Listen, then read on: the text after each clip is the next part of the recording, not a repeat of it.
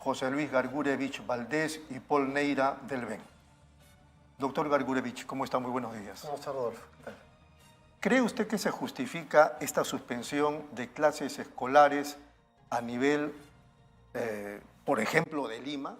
Porque es verdad, en el norte del país la situación es calamitosa, en algunas zonas de Lima seguramente también, pero por ejemplo yo le menciono colegios emblemáticos como el Alfonso Ugarte, no sé, pues el Mariano Melgar, también hay que mencionar el Colegio Ventín, García y García, etcétera, etcétera. ¿Se justifica el cierre, la suspensión de clases? A ver, creo yo que ninguna medida nunca debe ser generalizada, ¿no? Hay una estimación, una evaluación de riesgos que debería hacerse, que yo esperaría que se haya hecho, que haya un sustento para poder tomar una decisión como cerrar toda la escuela pública en Lima Metropolitana y en Lima Región, ¿no? Sobre todo, ¿por qué la pública y, por ejemplo, por qué no los particulares, ¿no? Los colegios particulares Les han recomendado. han abierto, bajo recomendación, efectivamente, de que evalúen igualmente sus riesgos, ¿no? Pero ninguna decisión educativa debería tomarse a ese nivel, ¿no? Porque día a día, semana tras semana, cada territorio, cada UGEL con los municipios locales deberían estar haciendo una evaluación de riesgos de su zona para saber qué escuelas pueden abrir, qué medidas de reducción de riesgos se pueden tomar, ¿verdad? Aquí hay que hacer una estimación de riesgo real antes de tomar una decisión, pienso yo, quizá muy apresurada, ¿no? Muy bien, vamos a ir con el doctor Paul Neira, diciéndoles a los televidentes que en unos instantes nos vamos al estudio 2, donde está el doctor José Antonio Aguilar, para hacer sus preguntas en relación a estos temas. Doctor Neira, ¿cómo está? Buenos días. Hola, Rodolfo, ¿cómo estás? Bueno, ¿tiene la misma impresión que no se justifica que se hayan cerrado todas las escuelas en estas zonas? A ver, lo que pasa es que creo que hay que distinguir los territorios, ¿no? Una cosa distinta es Piura, Lambayeque, que hemos visto en las imágenes, digamos, la cantidad de agua que está, la activación de quebradas, digamos, en zonas, digamos, en el norte de nuestro país. Y otra muy distinta es Lima Metropolitana, porque incluso yo distinguiría Lima Región de Lima Metropolitana y el Callao, ¿correcto? Son 9 provincias, me parece. Sí, y es un territorio sumamente complejo. Y además, de repente hay, digamos, zonas en Lima Metropolitana, en Lima Región, perdón, que no ameritarían, digamos, y más bien ir por el camino que plantea mi colega en términos de una evaluación de riesgo en el territorio. Pero otras, obviamente, acabamos de ver imágenes en Canta, digamos, en la zona de Huaura, donde la cosa está complicada, porque efectivamente se han activado y hay puentes, hay traslado, y ahí no vale la pena, digamos, independientemente de que haya lluvia o no, digamos, la condición del territorio obliga a una evaluación y para eso tenemos alcaldes, tenemos direcciones de gerencias dentro de los gobiernos locales. Hay además una capacidad de despliegue de la Dirección Regional de Lima Metropolitana o de la Dirección Regional de Educación, creo que es gerencia en el caso de Lima Región, donde te permiten, digamos, tener un manejo distinto de la crisis que implementar una medida, digamos, que a mi modo de ver es apresurada, creo yo. ¿Qué lo habrá motivado? ¿Por qué se desesperaron o por qué se apresuraron, quiero decir? Lo que pasa es que yo, a ver, tendería a pensar, y esto estamos haciendo un ejercicio de casi prestidigitación, porque no estamos en la cabeza de los funcionarios públicos. Exactamente. Digamos, la situación en el país no es fácil. La toma de decisiones, cualquiera sea la decisión que tomen, sea a favor o en contra, va a enervar, digamos, a la mitad de la población del país. Entonces yo tendería a pensar, digamos, de que el apresuramiento de la decisión tiene que ver justamente con una consideración no técnica, sino una consideración política, una consideración de medición del impacto que podría significar que un niño cruzando un puente para ir al colegio, digamos, pierda la vida. Y ahí hay un costo político altísimo. Por eso es que, a contramano de esa decisión, creo que se debe haber puesto paños fríos al tema y poder trasladar, digamos, porque para eso está el Estado. Hay una estructura de gobierno nacional, gobierno subnacional, gobierno local, y hay una ingente cantidad de recursos y de personas que están involucradas en esa estructura que te permitan activarla frente a una situación como la que estamos enfrentando. Por ejemplo, no se pudo repartir responsabilidades y hablar con estos sectores que usted acaba de mencionar y decirles, ustedes asuman la responsabilidad, decidan si se inician o no las clases el lunes. Pero es que ni siquiera hay que repartir responsabilidades porque ya la ley las ha repartido. Ya en la estructura del Estado hay una repartición de responsabilidades en el territorio y es ¿Y entonces legal. qué pasó? ¿Se fueron encima de eso? Porque yo creo que lo que ha ido encima, digamos, es este análisis, digamos, de una decisión que ante un temor porque ya lo hemos visto, o sea, no es que lo hemos visto en el fenómeno costero del Niño en el 2017, que tuvo un impacto, sobre todo en la zona de Ate, en la zona digamos, de la entrada de Lima Centro, digamos, donde hubo colegios que estuvieron comprometidos producto de activación de quebradas y de huaicos. Entonces yo creo que ha sido una reacción. Yo creo que justamente un ente tan técnico y que tiene más la capacidad como Ministerio de Educación debería haber no reaccionado, sino analizado el tema para poder tener una respuesta que no sea en Lima Metropolitana, porque Ancash ha tomado la decisión, por ejemplo, el gobierno regional de Ancash lo ha trasladado al día 20 y es una decisión correcta. Lo mismo pasa en Trujillo, o sea, en La Libertad, en Lambayeque, en Piura. Hablamos específicamente de Lima Metropolitana, que congrega ¿Cuál es el entre problema? 29 y Lince, 30% de Miraflores, la San matrícula de todo el Isidro. país, digamos. Entonces, ahí es donde creo que hay que hacer un balance, digamos, y esperar, así como se ha tomado esta decisión, yo esperaría que el día de mañana, una vez que comprobemos, Usted solía preguntar. digamos, de que no... o sea, Porque digamos que ya el error se cometió ya. Si quieren no lo calificamos de error, pero ya está hecho. Pero como dice usted, se supone que las lluvias empezaban el 12 y concluían ¿cuándo? El 14. El 14, ¿no? no, él dice que el 14 es el día más complicado. Correcto, ya. Como no ha pasado nada el 12 y tampoco está pasando nada el 13 y seguramente mañana, entonces de repente revertir esa disposición. Pero está muy bien. O sea, en realidad por eso digo, creo que esas son decisiones del día a día y la decisión la tienes que bajar al territorio, ¿no? Donde está el municipio, donde está la organización comunal y tomar decisiones con ellos efectivamente, porque creo que al temor político que alude Paul se suma que el gobierno no tiene, creo yo, todavía una cultura de diálogo, ¿verdad? Y para tomar estas decisiones necesitas sentarte con muchos sectores, con muchos niveles de gobierno, ¿verdad? Pero también no olvidemos que en el caso del ministerio, el ministerio es rector y es dueño de las escuelas de Lima Metropolitana a la vez. Recordemos que lo único no transferido en términos de administración de escuelas es Lima Metropolitana, con lo cual el ministerio para una misma jurisdicción es el rector, que es el garante del derecho, digamos, el que tiene que preservar la unidad del sistema, pero a la vez es el responsable de abrir o cerrar la escuela, que es este caso, ¿verdad? Y eso nos dice mucho de que eso es una limitación, porque tienes que separar los roles de quien administra de quien garantiza derechos, ¿no? Es distinto, ¿no? Muy bien. Vamos ahora con la pregunta del doctor José Antonio Aguilar en el estudio 2. ¿Cómo está, doctor? Buenos días. ¿Qué tal, Rodolfo? Y qué tal a los invitados, a los televidentes de Nativa TV, aquí en Pulso Informativo. Sí, la verdad que como acabas de mencionar, Rodolfo, las cuestiones climatológicas a veces son impredecibles. Creo yo que allí es donde necesitamos, ¿no? Bueno, no sé si estará funcionando el satélite de nuestro amigo Cateriano y nuestro amigo Yantumala, que justamente estaba también metido en un tema de educación. Pero lo que yo te trato de decir, Rodolfo, Lima se divide, y como lo acaba de mencionar nuestro amigo Neira, Lima tiene un tema de, por ejemplo, en Chosica, en Canta, en esto, no es lo mismo de la ciudad. Tú haces una referencia de por qué no está en Miraflores, en Lince, pero hay gente que viene desde esos distritos a estudiar estas escuelas emblemáticas, como le habíamos llamado, que tienen buena infraestructura. Y por eso hay que cerrarlas. Yo creo que, hermano, Doctor, vamos con la pregunta. Por eso, favor, como lo que Aguilar. dijo... Vamos con la pregunta, por Como favor. lo que dijo José Luis, Paul, es ¿qué hacemos si mañana se muere un niño?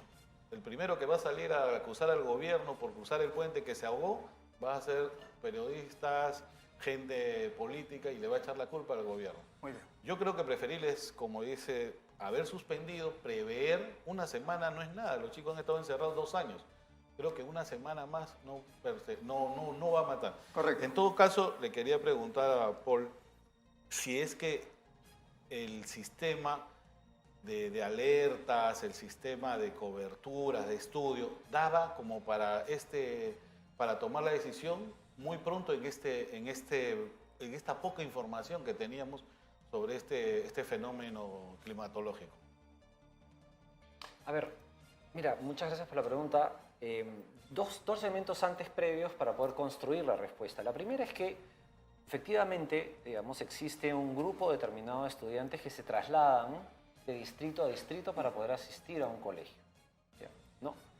Pero, digamos, a partir de la experiencia del COVID, o sea, del cierre indiscriminado de salones de clase, cierre de la educación que duró 2 años, digamos, ahí es que comenzamos a mirar ciertos elementos desde un punto de vista técnico, de funcionamiento, de cómo se mueve la estructura del funcionamiento de las matrículas y de la atención por parte de los colegios en Lima Metropolitana.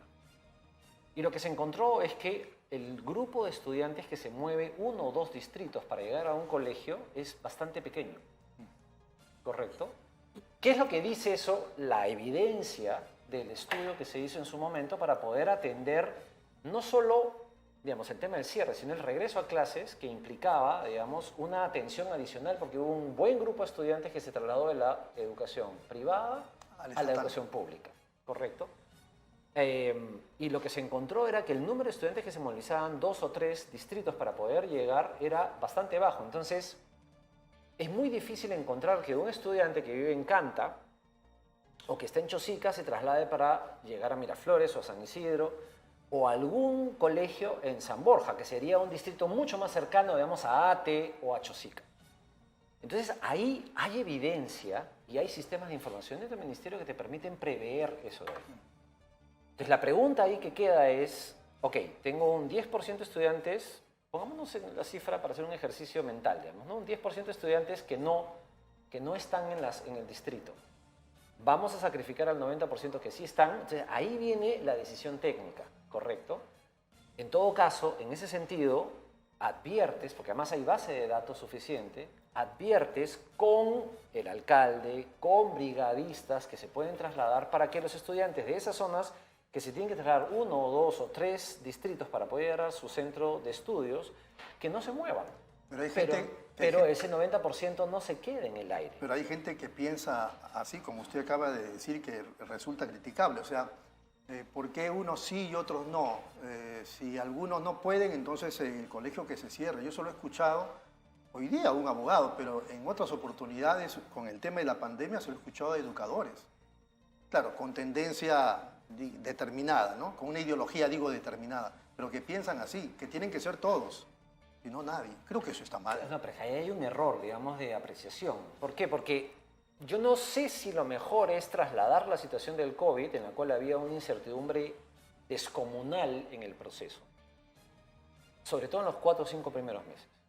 Lo que no es, digamos, sustentable es a partir del mes de agosto, septiembre del año 2020, en el cual ya teníamos información de ciencia y evidencia de que los niños no eran contagiadores, de que se podía tener clases sin ningún problema o hacer un proceso progresivo de apertura de clases, que se demoró en nuestro caso muchísimo, hasta el año siguiente. Entonces, no sé si la situación del COVID pueda ser extensible fácilmente a una situación como la que tenemos ahora, porque había muchísima más incertidumbre. Hoy día tenemos más certidumbre para cómo enfrentar este proceso, porque además los huaicos en Lima Metropolitana no es una cosa que hace 40 años que no enfrentamos una situación así. Vamos a ir a una brevísima pausa y luego la intervención del ex viceministro de Educación, José Luis Galgurevich, en relación con el siguiente tema. ¿Cómo están los chicos en el ámbito emocional? O sea, ¿cuál ha sido el aporte del Estado a través de los colegios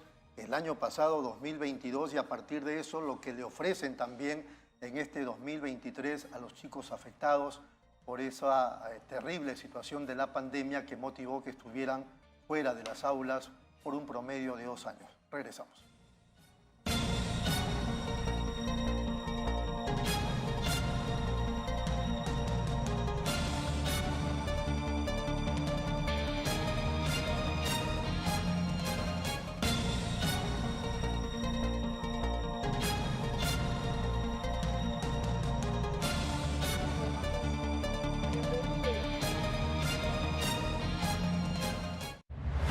Nueva app de Derrama Magisterial. Maestro y maestra, realiza tus consultas y operaciones en la palma de tu mano.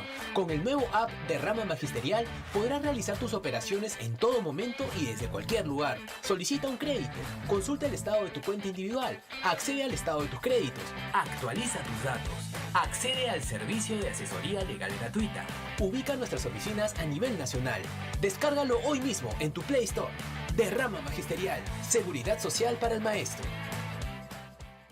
¿Buscas lo mejor para tu hogar? En Plaza Hogar podrás elegir, diseñar y plasmar todas tus ideas. Todo lo que soñaste está en Plaza Hogar. Diseños exclusivos y precios sin competencia. Cómprale al Perú. Ven a Plaza Hogar. La emoción de encontrar lo mejor para tu hogar. Avenida Angamos, 1551 Surquillo.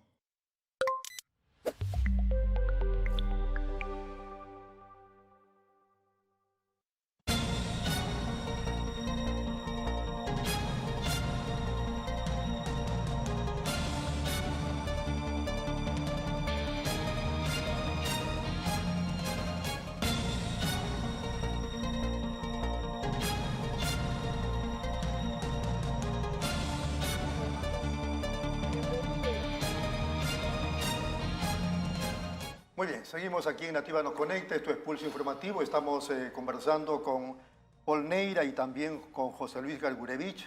Este último ha sido viceministro de Educación. Al doctor Gargurevich le hacíamos la pregunta sobre cómo está la situación emocional de los chicos, qué se ha avanzado en este 2022 que ha terminado y qué se les va a ofrecer ahora, doctor. Creo que por ello lo más difícil de tomar estas decisiones que afectan a los chicos en términos de la certidumbre que debería significar la escuela, ¿no? Yo pensaba, por ejemplo, una política muy interesante que la dirección de Lima Metropolitana estaba tomando era esta campaña de la escuela de confianza, ¿no? Una escuela que acoge a los estudiantes y les asegura un espacio seguro, ¿no? Entonces, ¿qué es lo que significa para un niño, para un adolescente que aportas de tu primer día de clases después de 3 años de estar encerrado en casa o de ahí haber ido a duras penas a la escuela? Nuevamente la escuela se convierte en un lugar incierto, ¿no? Y no debería haber cosa más cierta que la educación. Entonces, con todas las medidas de riesgo que se deben tomar. Entonces, sí creo que hay que tomar en cuenta, eso por supuesto ha pasado en toda Latinoamérica y aquí también, que los niños, los adolescentes están en una situación de ansiedad, de depresión. La pandemia nos ha golpeado a todos, a los niños, a los chicos, a los adolescentes con mayor razón, ¿no? Con lo cual, construir confianza nuevamente desde un lugar como la escuela es clave, ¿no? Reducir los riesgos, estimar los niveles de peligro, como estábamos diciendo, es importante para asegurar que hoy se puedan cerrar, mañana se puedan abrir un porcentaje, pasado mañana y así, ¿no? Que haya una posibilidad en que el propio territorio pueda ir tomando esas decisiones, ¿no? El ministerio no debería, en aras de garantizar el derecho a la educación, no debería tomar decisiones por miedo político, ¿no? Ese temor, ese miedo a fallar, por supuesto a que vaya a haber un niño que pierda la vida por causa de las lluvias, no debería paralizar al ministerio, ¿no? No debería paralizar al que debería garantizar un derecho.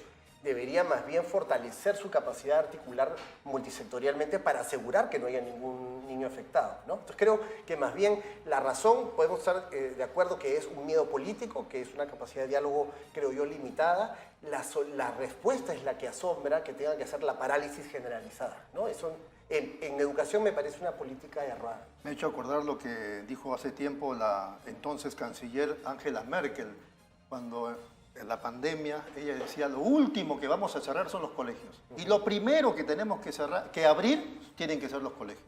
Pero eso no pasó, pues. O sea, digo, de nuevo, es el contexto del COVID. En el Perú fue lo primero que cerramos. Eso no pasó en el Perú. Y fue lo último que abrimos. Así es. Y a la primera de Bastos, Así es. sucede que hay una afectación que efectivamente, o sea, hay la posibilidad, los expertos que hacen seguimiento al ciclón Yaku están diciendo que se está alejando de la costa peruana. Sí. Uno lo ve esto en los ciclones porque es una cosa extraña, es un fenómeno, digamos, bastante extraño en la costa del Pacífico, costa del Pacífico Sur, digamos. Esto es regular, el tema de los ciclones, digamos, en la costa de México, en la costa de Estados Unidos, en Cuba, Puerto Rico, etcétera, ¿no? Y el seguimiento que hace el sistema o sea, el símil del Senami, digamos, en Estados Unidos, es un seguimiento minuto a minuto. Porque del minuto a minuto depende la toma de decisiones, existe previsiones efectivamente, pero depende, digamos, un conjunto de elementos. Lo que está diciendo ahorita, y lo escuchaba en el auto viniendo para el set, digamos, es que se está alejando la costa. Entonces, ese seguimiento tiene que ver justamente con esta capacidad del Estado, que es el que más conocimiento y más información maneja que el común de Así es. los ciudadanos, digamos, en términos de tomar decisiones que estén orientadas justamente a asegurar un conjunto de derechos básicos, entre ellos el tema de la educación, pero además también el tema de la vida. Pero es que la ciencia nos permite tomar esas decisiones. Entonces, a tu pregunta que hablaba sobre el tema socioemocional, yo vengo teniendo... ¿Qué le hemos dado a los chicos el año pasado y qué le estamos ofreciendo para este Desde año? mi punto de vista no hemos dado nada. Y eso me parece que es un error mayúsculo, porque se asumió que vamos a hacer una imagen, digamos, Rodolfo, ¿no? Prendiendo solo los colegios bastaba con darle ese soporte socioemocional, porque asumimos de que los 2 años de pandemia no habían pasado una factura o no habían cobrado un cheque a las familias y a los niños.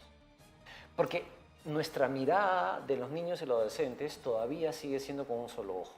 Porque o sea, si no hubiéramos cerrado tan alegremente las clases por 2 años.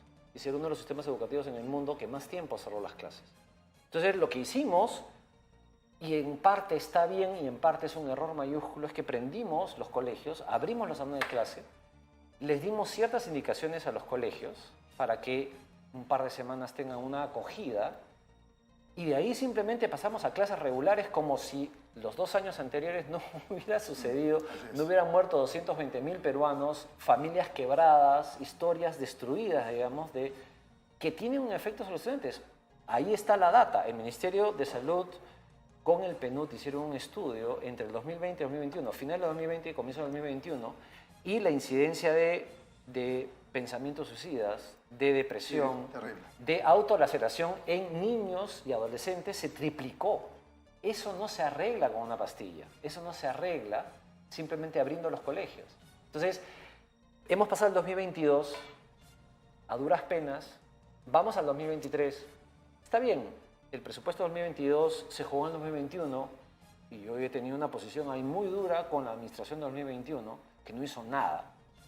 Pero ya de cara al 2023 deberíamos tener una política, tenemos recursos, tenemos capacidades para comenzar a enfrentar este problema porque no hay una solución a ese nivel. Vamos al estudio 2, pregunta del doctor José Antonio Aguilar. Sí, ¿qué tal? Nuevamente, gracias, agradeciendo a la mesa aquí presente.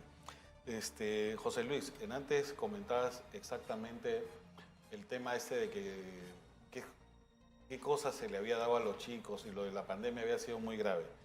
Y tienes razón, ¿no? Porque mira, el año pasado creo que hemos tenido como 3 o 4 ministros de educación. Este es el 4º o el 5º. Tiene 3 meses, sin ninguna proyección. Y como lo acaba de decir Paul, pues estamos gastando los presupuestos del año pasado. Todavía no intentamos, o se está proyectando el presupuesto de este año. Pero en medidas de emergencia, en medidas agresivas, tú con la experiencia de ex viceministro, ¿qué tendríamos que hacer? Tendríamos que implementar el tema, porque también es una carencia, el tema de infraestructura, el tema de los maestros se están amenazando con una paralización radical. ¿Qué hacemos con la educación en estos momentos? Sí, de acuerdo. Y además, en virtud de lo que decía Paul, ¿no? Efectivamente, a veces nuestros esfuerzos por el apoyo socioemocional se han concentrado en los primeros momentos del año, ¿no? Hemos muchos esfuerzos para acoger a los chicos cuando inician las clases y no en el desarrollo permanente, ¿no? Yo creo que a educación, el sector educación le es muy insuficiente, ¿no? Mi visión es que hace mucho tiempo que educación debería ser un sector que se pueda colocar transversalmente al Estado, ¿no? Que pueda tener una rectoría, una superrectoría por sobre otros sectores, para que llegue a la escuela salud, defensa contra la violencia contra la mujer, contra los niños, ¿no? Creo que hay muchos aspectos que deberían estar llegando a la escuela, que es el gran espacio, digamos, de presencia del Estado, y hoy solo llega educación pensando siempre como en los insumos logísticos que se necesitan para comenzar, ¿no? Textos, el maestro contratado, mantenimiento, ¿no? He transferido presupuesto para el mantenimiento, para la reja, entonces todo parece como muy logístico, ¿no? Como si fuera una bodega que se abre, cuando en realidad es un esfuerzo multiactorial muy sofisticado. Y por lo tanto el ministerio, insisto, desde una lógica de rectoría, tiene un trabajo muy complejo de preservar una unidad nacional, pero también de habilitar mucha autonomía. Ese es el aspecto, además, que yo creo que falta en nuestro país es habilitar autonomías en las escuelas. Las escuelas, los directores, tienen que poder tomar decisiones.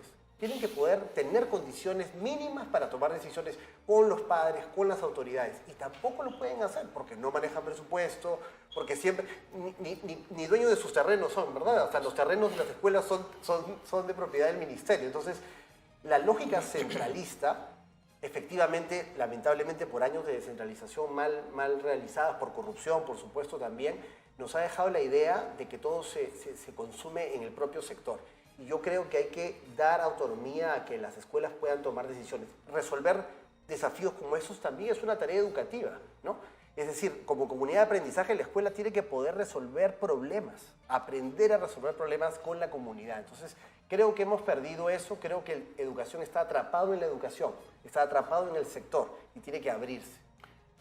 Yo agregaría, y ser un poco más duro, digamos, educación está atrapado en enseñar, ni siquiera en educación.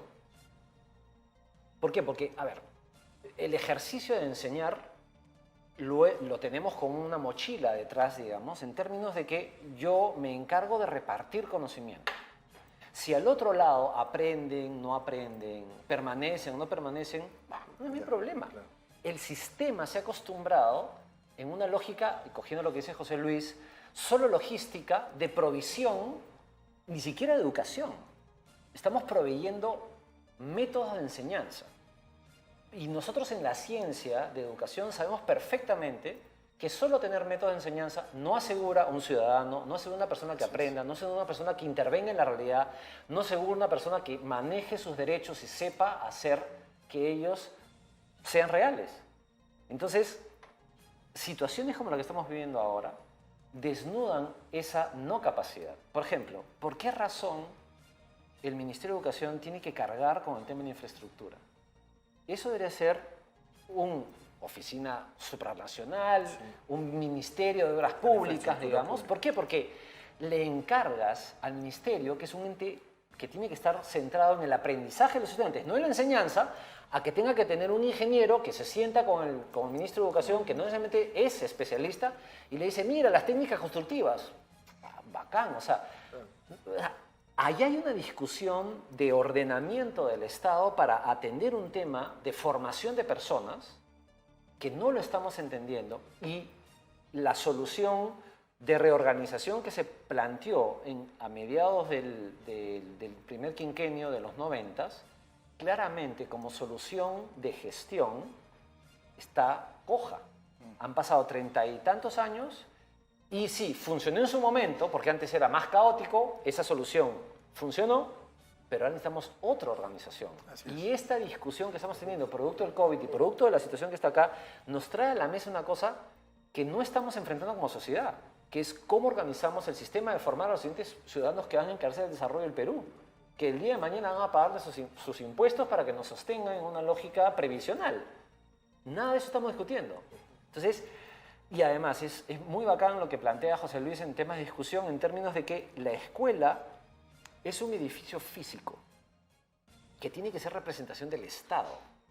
Y el Estado ofrece seguridad, ofrece salud mental, ofrece desarrollo, ofrece alimentación, ofrece educación, ofrece aprendizajes.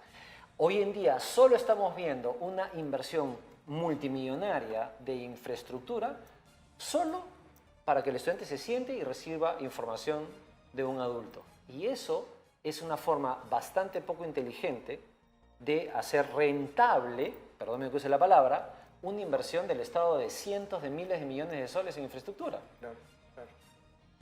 Y esa desorganización, además, yo le sumaría el hecho que, mira, estamos hablando el 90% de este tiempo de educación básica, ¿no? Claro. Y esa desorganización hace que el ministerio solamente esté mirando infraestructura, materiales, textos docentes de la básica y el mundo de los institutos, el mundo de las escuelas pedagógicas, tecnológicas. Entonces, otra vez, para ser menos rentable, como dice Paul, yo invierto mucho dinero en los chicos hasta la secundaria, pero no sigo su trayectoria. ¿no? Y de ahí los abandona. Los abandona prácticamente. Entonces, el ministerio necesita una reorganización, el sector en general, Muy su bien. mirada que sea más amplia. El tiempo nos está ganando. Antes de la intervención última del doctor Aguilar, ¿cómo vamos con el currículo escolar? ¿Cómo estamos en este 2023? ¿Qué se está ofreciendo a los educandos, a los padres de familia? Hay ahí una promesa, digamos, del tema de ciudadanía. Yo creo que hay una superpoblación entre ciudadanía y educación cívica, que son creo que dos conceptos distintos.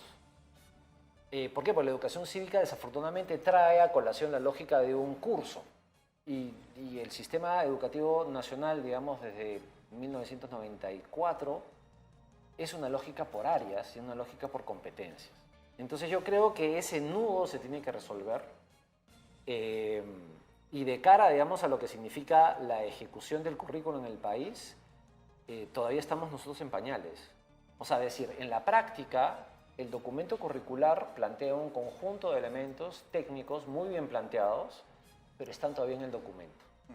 Ese aterrizaje de la promesa de una formación de aprendizajes distintos, que es la que trae el currículo, todavía no se ha terminado de aterrizar en la realidad. Y hay múltiples factores que explican. Por ejemplo, La comprensión. La comprensión es lo que significa una competencia. La capacidad del docente de de abandonar una forma de transmisión de conocimientos que es cómoda hacia moverse a una zona no de confort en la cual comienzas a experimentar. Y yo entiendo, es comprensible desde el punto de vista humano, digamos, de que a todos nos cuesta cambiar. Imagínate hacer cambiar de porrazo a 450.000 docentes en todo el país, desde Punta Bombón hasta Puno, digamos, ¿no? Es un ejercicio logístico descomunal, pero la construcción de capacidades no puede fallar, y ahí de nuevo viene el reclamo, y vamos a volver al tema, digamos, de que tiene que haber una estructura que por encima de las personas que están en el ministerio se mantenga una lógica a lo largo del tiempo. ¿Qué dice, doctor Gargurevich? Sí, y porque además creo que la comprensión de lo que significa una competencia no está, digamos, ni en el imaginario en este momento de los docentes y tampoco de los estudiantes, menos de los padres y las madres, que son quienes tenemos que entender. Yo me pongo, digamos, como papá, a entender qué significa que mi hijo va a desarrollar competencias, ¿no? Y para yo poder acompañar, digamos, ese devenir. Entonces tiene que ver con la comprensión de qué significa efectivamente pasar de contenidos a competencias, pero también con los enfoques y los principios que están detrás, ¿no? A mí me parece bien bacán la diferencia entre hablar de civismo y hablar de ciudadanía, por ejemplo, ¿no? Porque he escuchado a muchas autoridades educativas también hablar del civismo siempre más vinculado a la patria, por ejemplo, ¿no? Al respeto al orden, ¿no? A las normas, y no tanto en términos de la convivencia, ¿no? El respeto en sociedad, que es distinto ejercerme como ciudadano en sociedad que ejercerme cívicamente frente a la patria. No sé si me dejo entender. Hay una diferencia, ¿no? A ver si apagan el interno, por favor. Vamos con la pregunta del doctor Aguilar.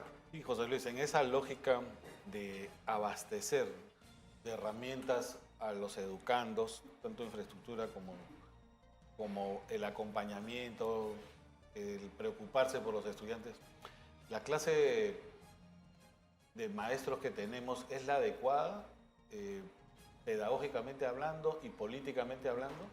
¿Por qué el magisterio siempre ha tenido, creo, un rol protagónico en la política y confunden el rol de que ser profesores a hacer política a partir de su magisterio?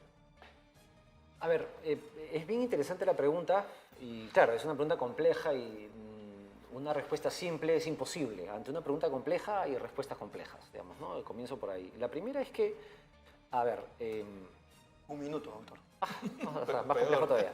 No, a ver, los docentes son actores políticos en el sentido de la polis, en el sentido del bien común, en el sentido del rol que ellos cumplen para construir un tejido social de una mirada distinta. ¿Correcto? Entonces, no podemos solo ver al docente como un trabajador de la educación.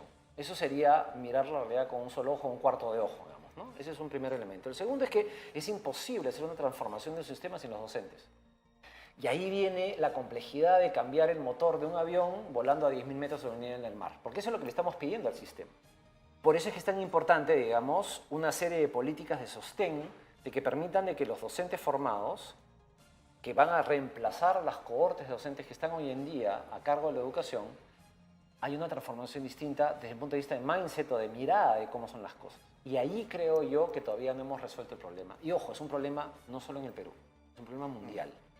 Hay un problema serio de envejecimiento de la carrera docente, en general en todo el mundo, y en América Latina es más fuerte todavía, de que no tenemos la capacidad de recambio suficiente como para poder enfrentar lo que nos vamos a tener que ver los próximos 10 años, que se nos va a ir más o menos la mitad de la fuerza docente. Y la pregunta es, ¿cómo nos reemplazamos?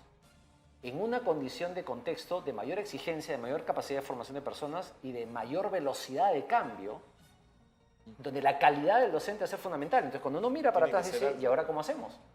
Ese reto es el que nos estamos discutiendo. Estamos discutiendo ahorita si hay una columna que está mal en un colegio, si la reja no cierra. Entonces, tenemos que en realidad poner la jerarquía de las discusiones y no se está hablando de estos temas que son fundamentales. Doctor Gargurevich. Y solo para complementar, porque Paul ya creo que lo ha dicho muy bien, pero otra vez, entonces no hay una política convocante a esos nuevos maestros, y esa es la Escuela Superior Pedagógica o las escuelas de educación de las universidades. Y ese maestro que es el recambio, que efectivamente no hay una política para apresurarlo, digamos, en número suficiente, te da cuenta de cómo estamos mirando en las perspectivas equivocadas, digamos, ¿no? Deberíamos estar mirando ese futuro, que ya no es un futuro de 20 años, es un futuro en menos de 10 años va a ocurrir lo que dice Paul, efectivamente. ¿Lo estará viendo el doctor Becerra? Esperemos ¿no? que sí, así es, claro. Y yo siempre quiero esperar que las autoridades lo estén mirando, porque además de ello, lo que sí debería estar en el discurso del ministro es un discurso de revalorización. Al maestro se le ha maltratado, es verdad, el sistema lo ha maltratado durante años, necesitamos revalorarlo, estimularlo, evaluarlo, ¿verdad? Pero también revalorarlo como un sujeto de la sociedad, ¿no? Como un sujeto al que tú aspiras llegar a ser también, ¿no? Yo agregaría el ejercicio de revalorización, pero también el ejercicio de exigencia. Totalmente. O sea, es decir, es verdad, ha habido distintas administraciones en nuestra historia en la cual hemos golpeado al docente, ¿no? Yo hasta ahora, yo quisiera entender, digamos, cuál es el efecto de haber tenido un presidente docente rural, que ha hecho lo que ha hecho, y cuál es el efecto subjetivo que va a tener de la valoración de la sociedad sobre el docente público al tener una imagen de la más alta autoridad. ¿Cómo encajamos eso? Y ese es un reto enorme, pero además también creo que toca el tiempo de una exigencia. Porque no solo basta con revalorizar, porque tenemos que revalorizar, sí, pero también exigir. Y ahí es donde viene el arte de la gestión pública. Y el arte de una mirada técnica, el arte de una mirada de una voluntad política. Yo no creo que no haya efectivamente un deseo correcto actual. Correcto, pero hay que empujarlo, hay que hacerlo, hay que exigirle. Han sido muy amables. Muchas gracias por su presencia. Gracias, y a usted, doctor Aguilar. Vamos a la pausa de inmediato, regresamos.